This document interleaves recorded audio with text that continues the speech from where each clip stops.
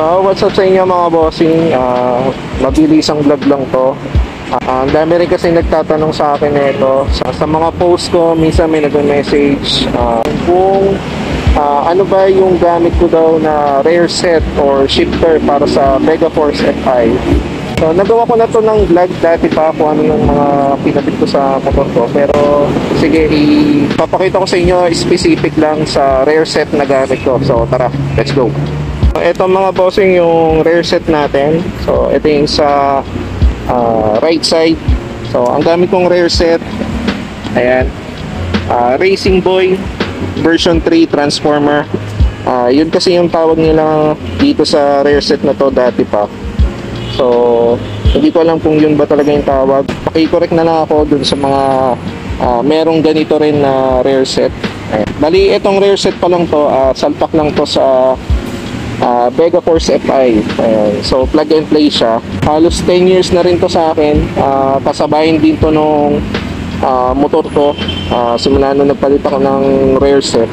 So, kung mapapansin nyo naman dun sa apakan, ayan, no? Ang kinis na niya. So, pudpud na siya. Dati siyang ganito. Naglagay ako ng brake master dito. Yung brake master na nilalagay pa sa paa.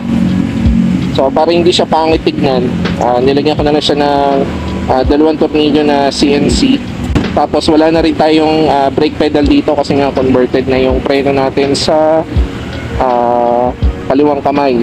So, hindi ko kasi alam kung meron pa bang nagbebenta ng ganito na ganitong rear set. So kung meron man, malamang second hand na lang siya. Tapos ito naman mga bossing yung sa left side natin. Ayan, bali dito yung cambio natin. Ayan, yung shifter rod. Tapos ayan yung cambio natin. So pag ganito yung setup ng cambio nyo, ang dagdag tapak, pag ganun, tapos ang bawas pasungkit. So ayan lang naman, dito lang sa ganito lang sa left side. Siyempre yung apakan na angkas, ayan. Tapos ayan, pudpud na rin siya, sobrang pudpud niya dito sa kaliwa kasi nandito yung cambio kasi natin.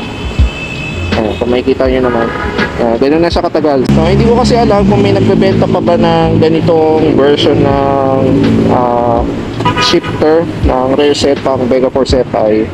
Karamihan kasi na mga nakita ko sa post sa mga Facebook page, lahat convert na pang Megaforce Fi.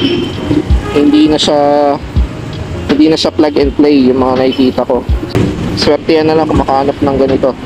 So ayun lang mga repa, mabilis ang vlog lang. Hanggang dito na lang. Maraming salamat. Ride safe. Peace.